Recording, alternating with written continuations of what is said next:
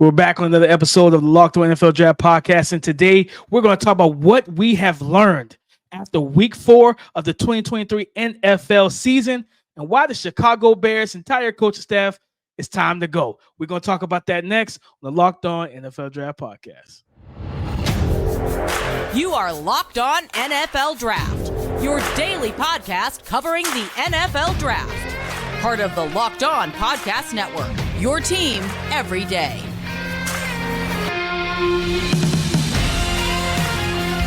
What's up, Locked On family? Let's get locked in. Welcome back to the Locked On NFL Draft Podcast, your daily podcast covering your favorite draft prospects, part of the Locked On Podcast Network, your team every day. I'm your boy, Damian Parson, always on the ones and twos. You can find and follow me on Twitter at DP_NFL. I'm a national scout over with the Draft Network. And guys, happy Tuesday. And thank y'all for making Locked On NFL Draft your first listen today and every day, man. But I got to kick it over to my brother, my partner in crime, Mr. LSU, Keith Sanchez. You can find and follow him on Twitter at The Talent Code. Keep talking to him, baby. What's up, Locked On family? This is Keith Sanchez, Senior Draft Analyst with the Draft Network, man. In 2019 National Champ with those LSU Tigers, man. But you know, we're here to bring you that champ talk, right? Myself, Damon Parsons, we're here to bring you that championship level content surrounding that NFL Draft 24/7, 365. We are that dynamic duo that you go to cover everything from college football to NFL football, because everything starts with the draft, like we like to say over here, man. I want to give a quick shout out to our everydayers. Thank you for tapping in once again, man. We always appreciate that. But DP, we're going to kick this thing off from the top, man. We talked about what have we learned. We have the rookie report coming, and then we have the game poll. This is an action-packed show, so make sure y'all stay tapped in the entire time. Make sure you like, comment, subscribe, man, and talk to us because we talk back. DP, before we get started with the what have we learned segment, why don't you get our title sponsor? Today's episode of Locked On NFL Draft is brought to you by GameTime. Download the GameTime app, create an account, and use the promo code Locked On NFL for $20 off your first purchase. Last-minute tickets, lowest prices, guaranteed. Keith, what have we learned? Week 4 of the NFL season, and I said it in the cold open. There's coaching malpractice happening in Chi-Town with the Chicago Bears, Keith. And I think it's time. I don't think the Bears as an organization have not been one of those organizations that just shoot from the hip and just, you know what? We're going to make an emotional decision, right? Who some people will call it emotional decision, and fire the coach in the season, right? I think they typically wait till after the season. Forget that. It's time, okay? It's time. Call Judge Mathis, Judge Judy. I don't care. Call any judge with a gavel. It's time to hit the gavel. Court is adjourned. It is over for Luke Getty. It's over for who I forget the coach's name right now because the head coach got to go. Everybody has to go. Eberflus. Yes, Matt Eberflus. You know, because the last name is weird as it is. Everybody's got to go, Keith. Everybody, because I'm watching this game, and this to me, this showed why Justin Fields isn't the biggest issue for the Chicago Bears.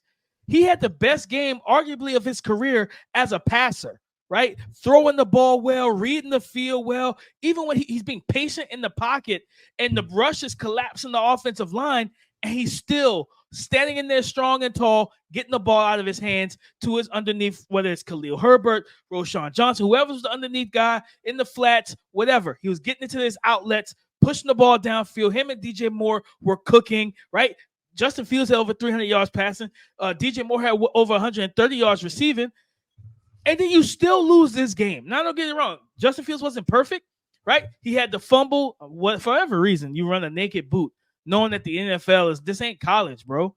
Like, these NFL defenders are like, oh, you leaving me unblocked? I'm going right for the quarterback every single time.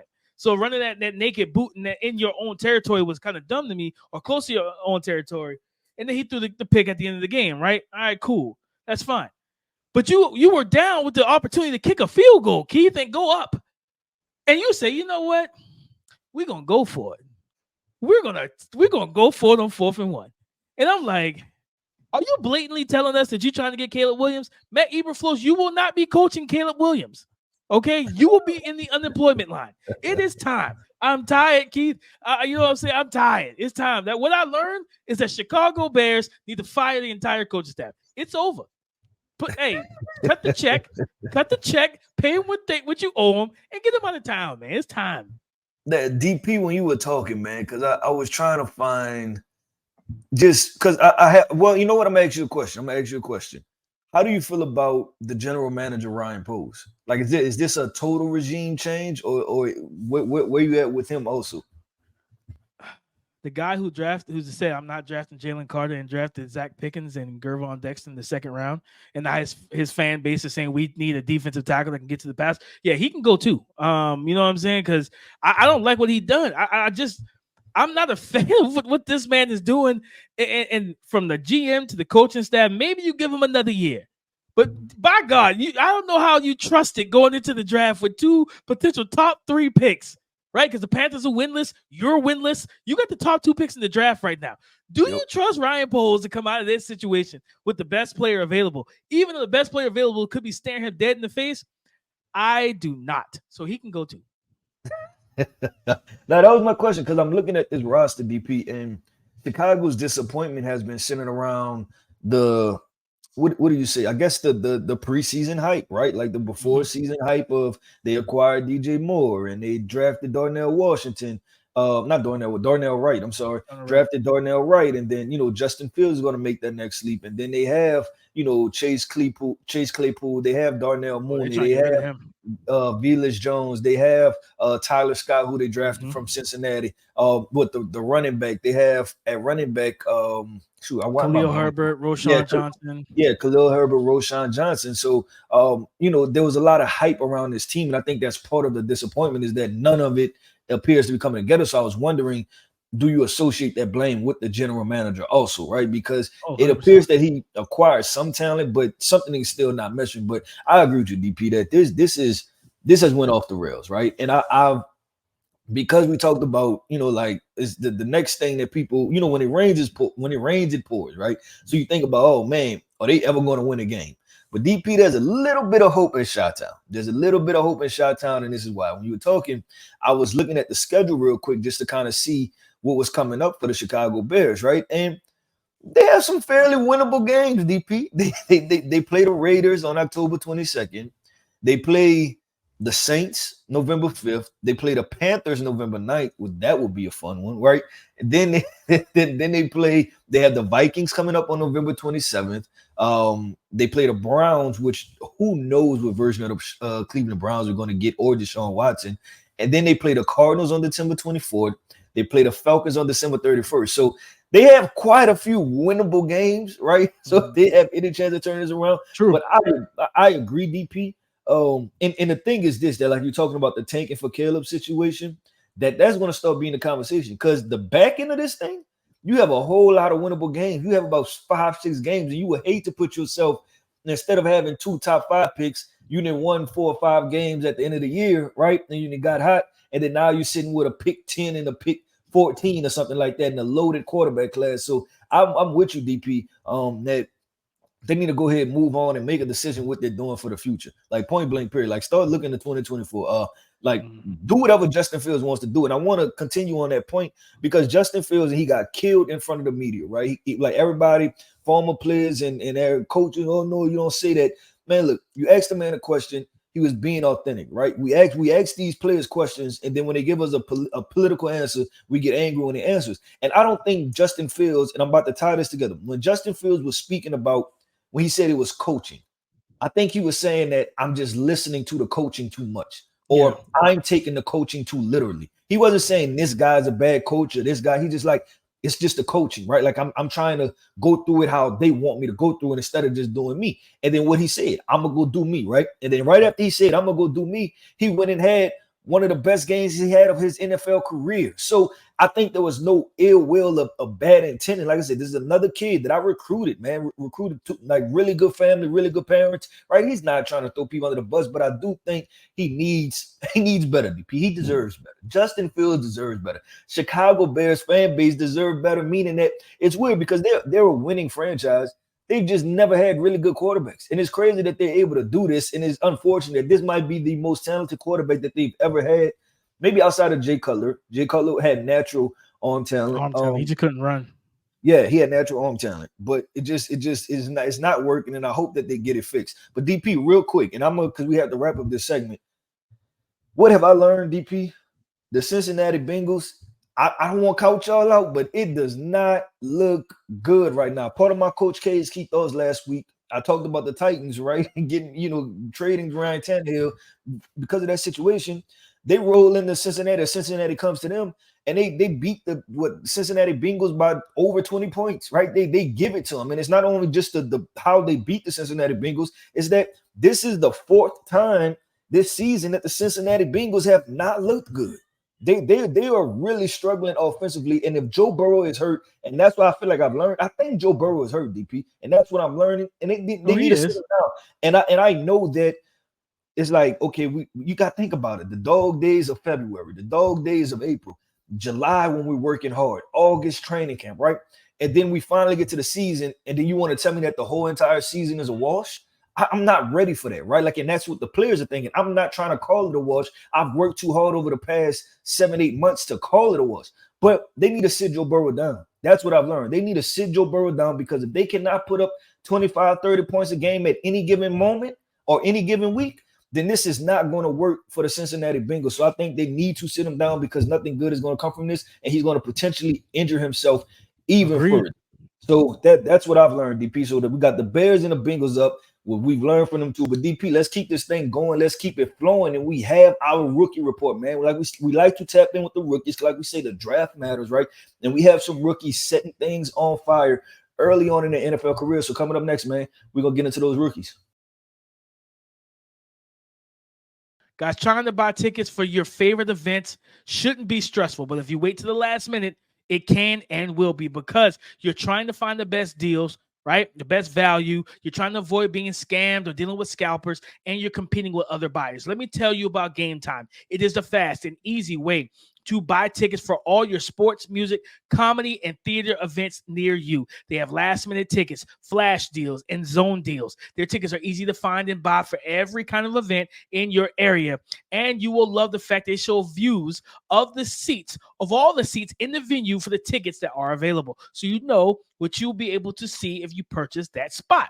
All right, right now, guys, if you are a football fan and you want to go to prime time Sunday Night Football, Dallas Cowboys at San Francisco 49ers, you can get it right now in the GameTime app as cheap as $314 for a big prime time game. So download the GameTime app, create an account, and use the promo code LOCKEDONNFL for $20 off your first purchase. The rookie report, Keith, and some good performances this week. When you look at these rookie players, and who really took the cake for you? Who did you want to highlight to start this off? I'm going to start with Anthony Richardson. And when I start with Anthony Richardson, I'm bringing it up. And DP, I kind of want this to be a conversation, right? Because I'm pulling up Anthony Richardson's stats, right? And I believe he had under 50% completion percentage. That was about to be a tongue twister for me. But his team was competitive, right, against a Los Angeles Rams team that some people may have predicted, DP, for them just to kind of get rolled, right? And they had the stats up on YouTube, right? 11-25, 200 yards, and 3 total touchdowns, right? So I think it was 2 passing and 1 rushing touchdown for Anthony Richardson. And I'm highlighting him because I like the way that Shane Steichen is starting to be everything that we envisioned, right, with him going to the Indianapolis Colts. Now, my question would be, DP, because he did contribute on the ground a good bit, right? When I look at the rushing yardage, it was 10 carries for 56 yards, right? And then in the other game that he looked pretty good in against Jacksonville, it was 10 carries for 40 yards. So let's go with that average, right, of 10 carries a game. The completion percentage for him, 44%, right? Are we okay with that mixture? Like, let's see if we put the completion percentage at 60, right? Bump that to 60, but it's still 10 carries a game. Are we a-okay with this being the version of NFL Anthony Richardson that we see projecting him forward to be the NFL quarterback? Like, because he may not, we don't know if he's going to touch 70% completion percentage or 68 or 67, anything crazy like that, right? But what if it's always 60, right? Like right at 60 when the threshold is usually 65. But he offers you running. I think you can, especially projecting them forward, because a lot of the stuff right now, it's just kind of easy misses, right? Where some miscommunication, some passes a little bit too high, things of that nature, and you see it, and then also drops, right? I'm watching. I think it's Kyle Granderson, Grandson. He's solid pass catcher, but he doesn't make some of those not even just tough catches. Though Anthony Richardson threw him away from the coverage. He threw it low and away, and it's like, you want your tight end to make that play. Ball hits him right on the hands. He drops it, right? He couldn't corral it. So those type of things show up on tape for him, where those type of Alec Pierce, right? He's got some drops on tape as well. So I think that goes into his completion percentage. But I think for him, man, and we talk about with Bryce Young, this offensive supporting cast outside of, for me, Josh Downs and Michael Pittman Jr., I think Alec Pierce can kind of be that big body, back shoulder fade, deep threat for him. But they got to get some more separators, some guys that can truly win one-on-one and win quickly. And then I think you'll start to see the completion percentage go up more. He's got to be consistent with his mechanics. But I feel comfortable with it, Keith. And like I said, 10 carries, 56 yards, rushing touchdown. And in that fourth quarter, majority of his passing yards, if I'm not mistaken, came in that fourth quarter, where he brought them back. They were down like 23-8, and he rallied them back. And all he had to do, and that was tough. That was a tough game for him. You got Aaron Donald at defensive end on Blake Freeland, a rookie left tackle who played right tackle at BYU. You know what I mean? Now going up against arguably the best defensive player in history.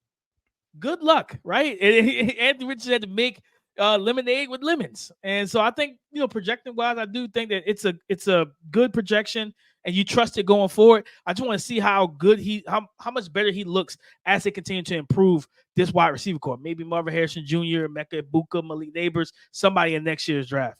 Yeah, and I'll say right now, DP, that it's promising, and that's why I wanted to have that conversation, because he's playing solid football, right? Like it doesn't look like the moment is too big for him, especially a guy that started since week one, that everybody said is probably going to take him 2 to 3 years before he should even touch the field. So, man, it's definitely a promising thing. So that's why I wanted to highlight him in the rookie report. DP, who do you have up for your rookie report?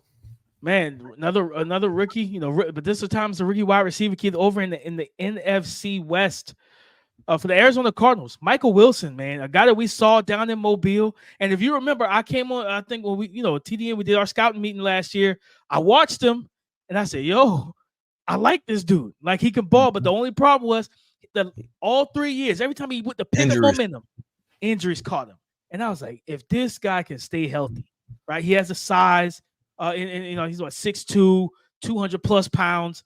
But, he's quick twitch for a big body receiver, great hands, can track the ball well, attack the ball well, 7 receptions, 76 passing yards, and 2 total touchdowns on the day against the San Francisco 49ers defense. They're just very, very talented, very good, especially in coverage. With Josh Dobbs throwing them the football, Keith, he wasn't catching the ball from Kyler Murray, right? He wasn't catching the ball from Matthew Stafford. He was catching from Josh Dobbs, no disrespect, but he's not that caliber of quarterback compared to those guys.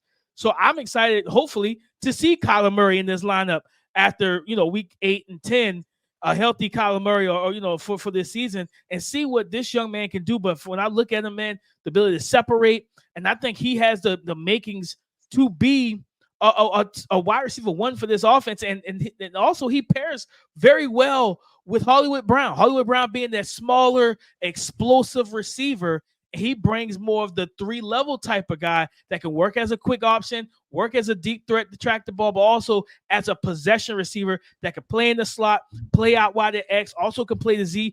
I think he can play every single wide receiver position. So I wanted to highlight him, man, because he's balling. He's having a good season so far.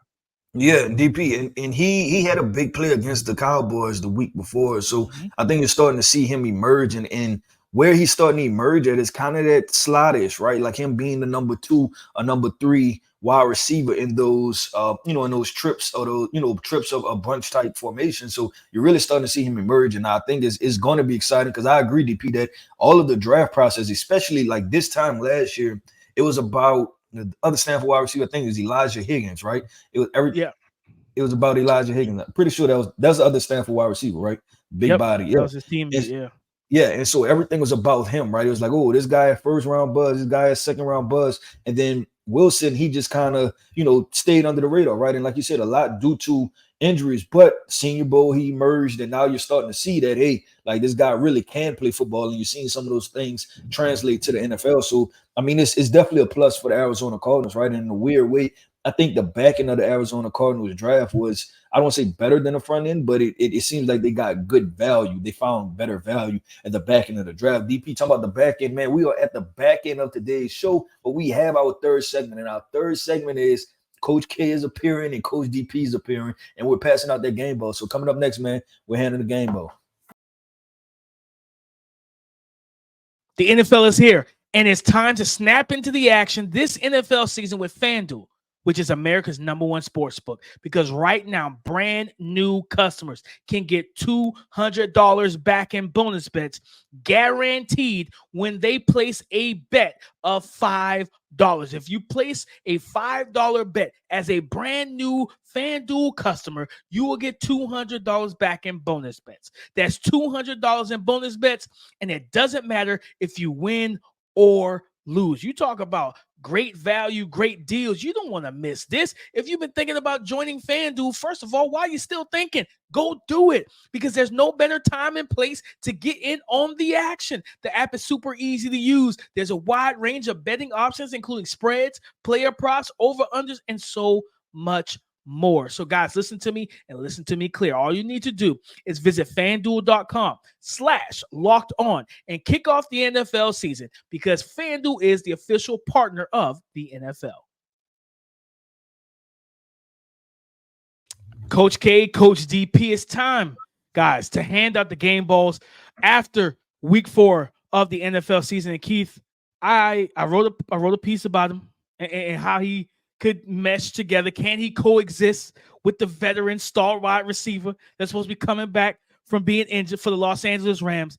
My game ball goes to rookie wide receiver. I could have put him in the last segment, in the rookie report, but I said, nah. I'm giving him the game ball because this young man deserves it, Keith.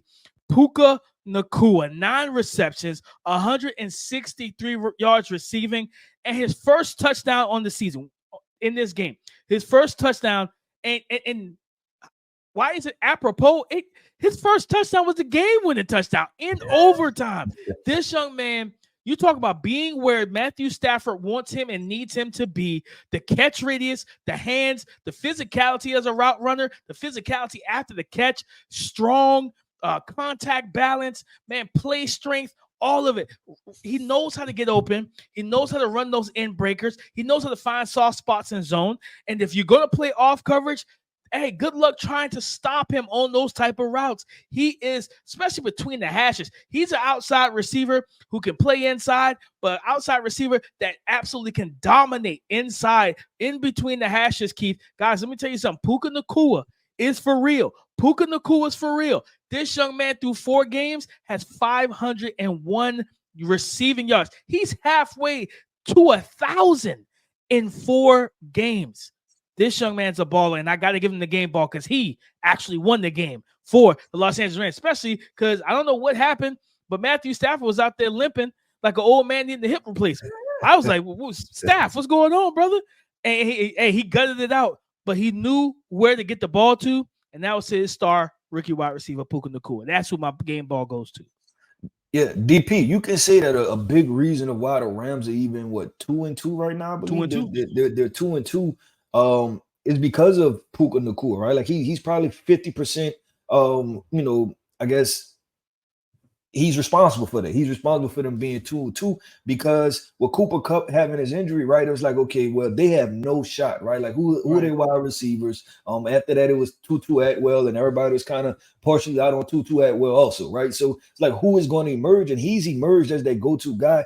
And DP, when I watch him, and there's another Senior Bowl player that you watch him and you just see a player that just understands zones. He understands how to get open, right? And you're not getting explosive stuff. You're not getting short area quickness like a Zay Flowers. You just, okay, I know how to set this up. I know how to tempo this right. And then I know how to get open, right? And wherever I need to break off my route, I know how to do that, right? Like it's self-awareness as a wide receiver, right? He's not a guy that runs a 4.6 and he's trying to run straight past people like he runs a 4.3, right? He's not doing that. He understands what he's going to do. So I agree with you, DP. And it's like this. Hey, if I can't get on top of you, then I know that we're even. So I'm gonna just go ahead and look for the back shoulder throw. Just things like that. Like I said, the self-awareness portion of it. And I just truly appreciate with Puka Nacua, because he is a talented football player. And I agree with you with your statement saying that he's here to stay. And I think is here to stay because he's so young. He's so young,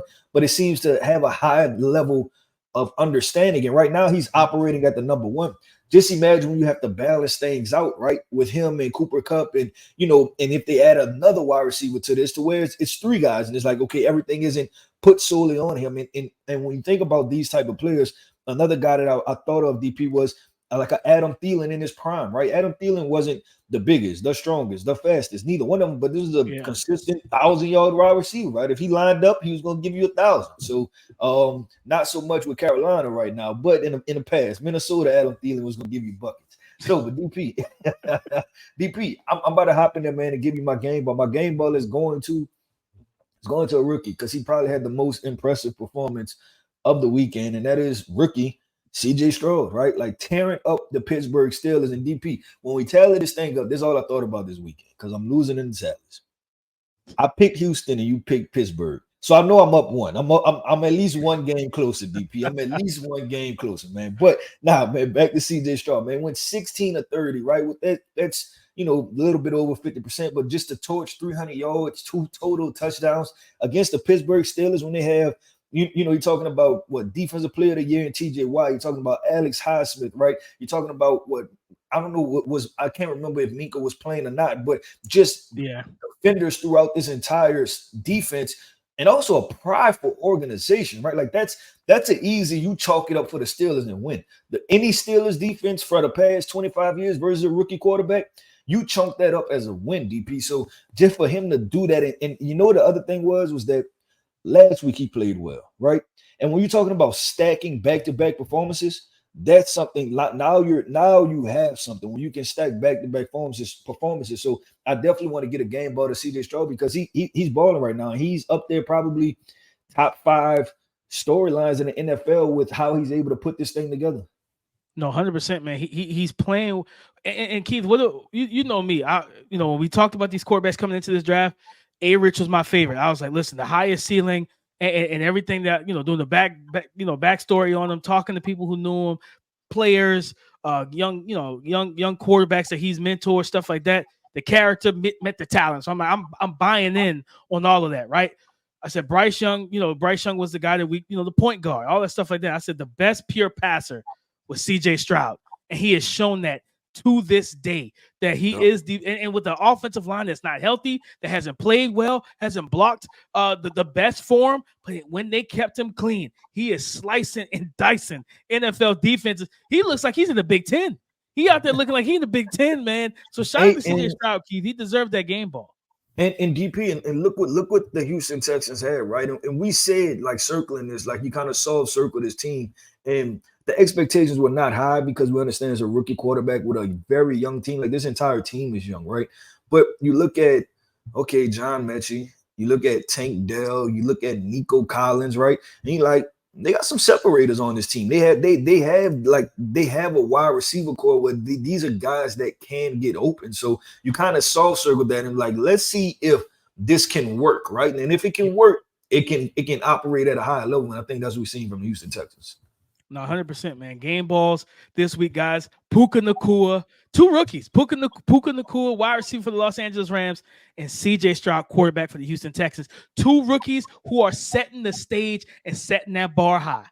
Yeah, like we say, that's why we always say everything starts with the NFL draft. That's why you tap into this podcast, man, with your dynamic duo every single day, man. And once again, we start in this podcast. I'm going to start this podcast off, and I'm going to shout out to our everydayers, man. Thank you for tapping in with us. You know where to find me. You find me on Twitter /X at The Talent Code. You find DP, at DP_NFL, man. Talk to us because we talk back, man. And make sure y'all tap in with us tomorrow because we have another exciting show. For sure. Hit the like button, subscribe. You already know. Subscribe and follow for free on YouTube. Wherever you listen to podcasts, get the latest episode as soon as it is available. Thank y'all for making Locked On NFL Draft your first listen today and every day. Thank you. Like he said, shout out to y'all for being our everydayers. Tap in with us, all right? Talk to us because we do talk back. Come and join the conversation again tomorrow on the Locked On Podcast Network, your team every day.